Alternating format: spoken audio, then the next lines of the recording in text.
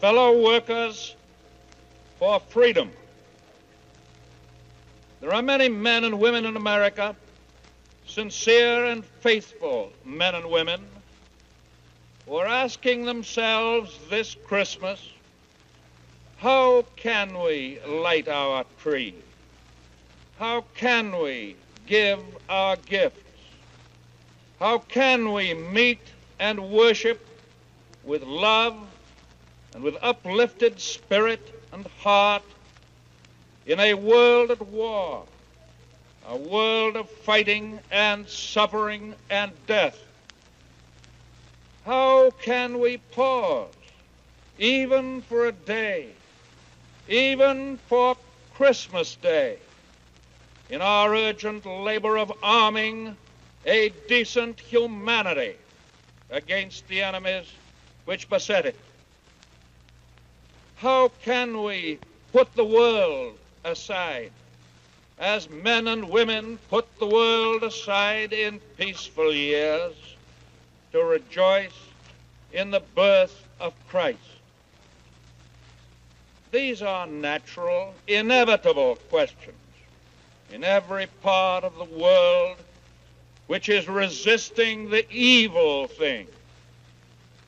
And even as we ask these questions, we know the answer. There is another preparation demanded of this nation beyond and beside the preparation of weapons and materials of war. There is demanded also of us the preparation of our hearts, the arming of our hearts.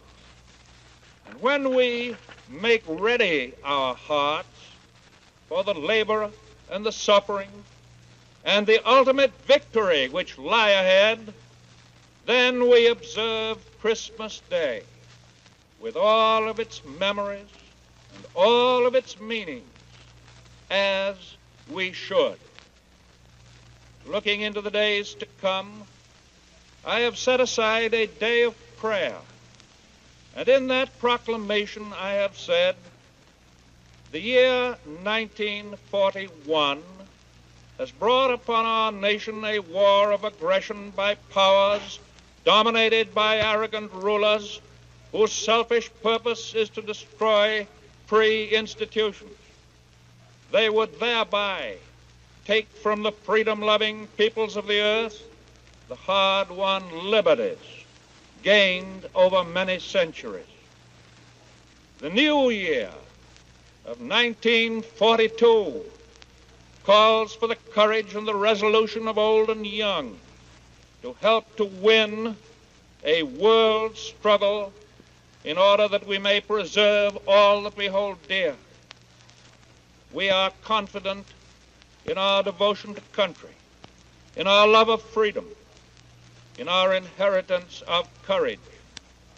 But our strength, as the strength of all men everywhere, is of greater avail as God upholds us. Therefore, I do hereby appoint the first day of the year 1942 as a day of prayer, of asking forgiveness for our shortcomings of the past, of consecration to the tasks of the present, of asking God's help in days to come. We need His guidance that this people may be a humble people, that it may be humble in spirit, but strong in the conviction of the right, steadfast to endure sacrifice, and brave to achieve a victory of liberty and peace. Our strongest weapon in this war is that conviction of the dignity and brotherhood of man, which Christmas Day signifies more than any other day or any other symbol. Against enemies who preach the principles of hate and practice them, we set our faith in human love and in God's care for us and all men everywhere.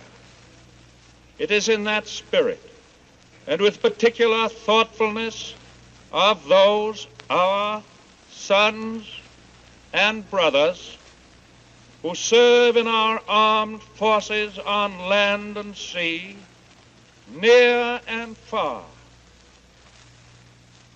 those who serve for us and endure for us, that we light our Christmas candles now across the continent, from one coast to the other, on this Christmas Eve. We have joined with many other nations and peoples in a very great cause. Millions of them have been engaged in the task of defending good with their lifeblood for months and for years.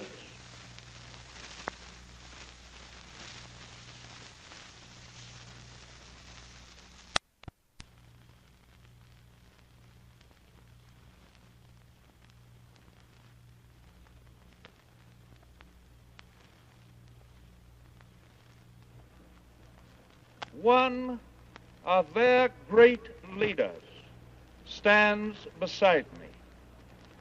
He and his people in many parts of the world are having their Christmas trees with their little children around them, just as we do here. He and his people have pointed the way in courage and in sacrifice for the sake of little children everywhere.